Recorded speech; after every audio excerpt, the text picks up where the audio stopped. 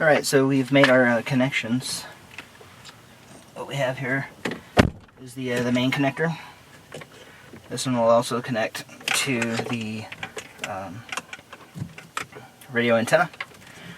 And then we also ran the USB connector and the Wi-Fi connector. Those are going down to the foot panel on the driver's side. We've installed the Bluetooth antenna or microphone, which is sitting on top of the right here, sitting on top of the steering wheel.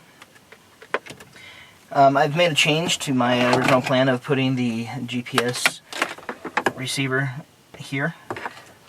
Since it has a magnet on it, I'm just going to install it on the top of the unit. So when we slide it in, it'll just be sitting on top of the unit, and that'll work just fine.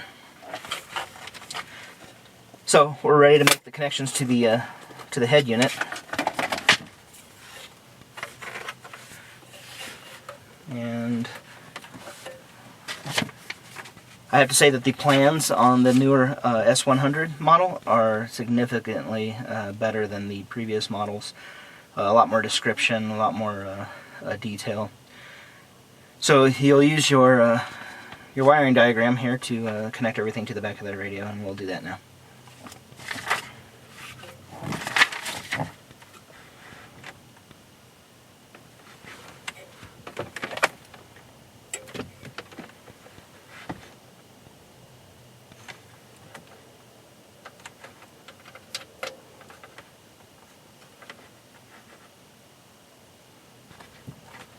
So we just installed the 3G Wi-Fi connector. I'm going to now install the USB connector. There. At this time, the one of the third factory connectors I'm not going to be using. This is for auxiliary inputs, and I have nothing aux right now to input a DVR or you know, a game system or anything like that. So that'll be free, standing right now by itself. No connections made.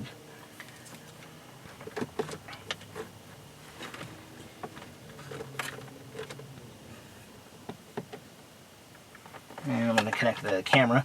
So I wanted to point out something on the camera as well. This camera cable that connects to the back of the unit comes with the video input and a power source for your camera.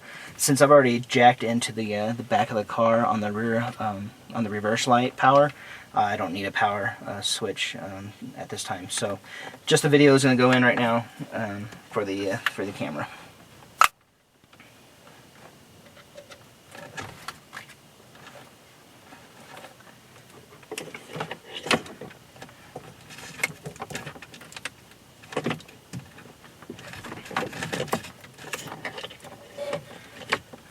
Plug in the antenna for the radio. Also going to plug in the GPS.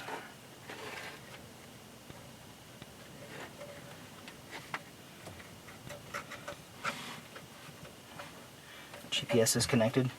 The other thing you'll find in the pictures, you'll notice that this unit is a lot shorter than the factory unit, so you're going to have a lot more room for these extra cables in the back, so that shouldn't be an issue.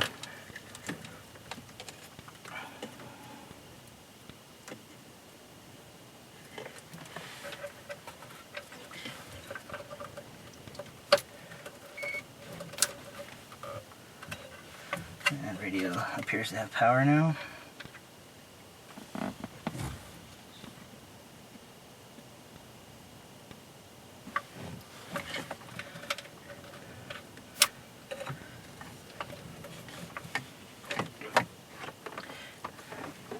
And finally we'll plug in the iPod cable, which will go right here. And that is our complete connections at this time.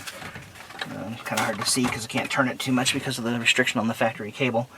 But let me see if I can zoom in a little bit for you. You can kind of get an idea where we're at. And we'll go ahead and slide this unit and its cables into place.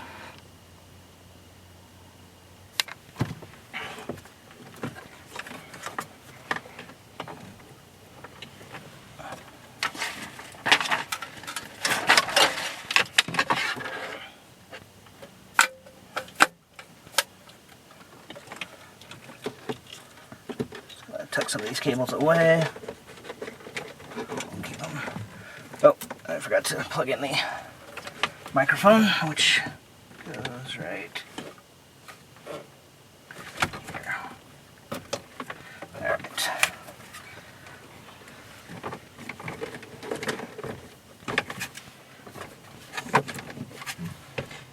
And let's slide it in.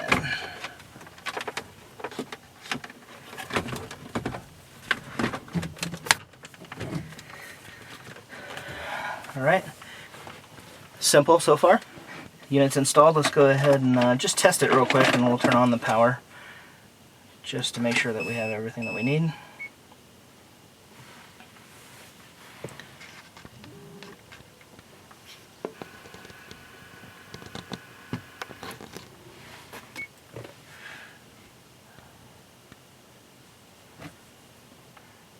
And looks like we do have a radio at this time. So seems like everything's plugged in. I'm going to go ahead and turn off the power right now, and we'll continue to finish up installing.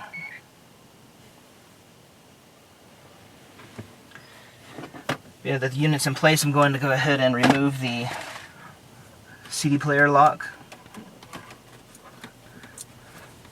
You want to make sure you remove this before you insert a disc, or else the disc will not go in. And these are pictured in the photos that you'll see.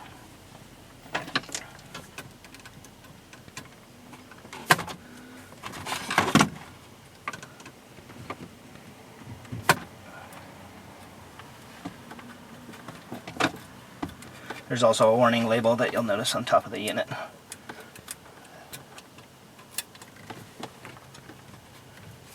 Alright.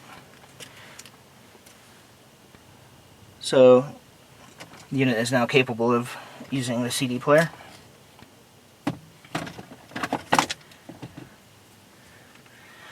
And I'm going to go ahead and secure the unit with the factory screws that go on the top.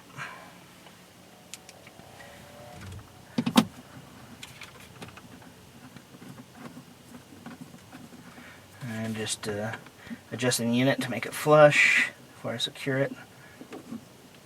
Okay.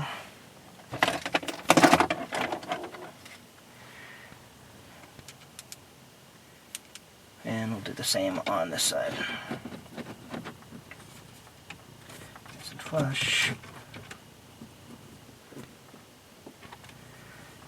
Alright, looks good. Let's go ahead and reinstall the vent housing.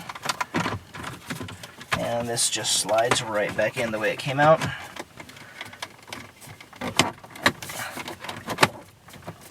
Like so.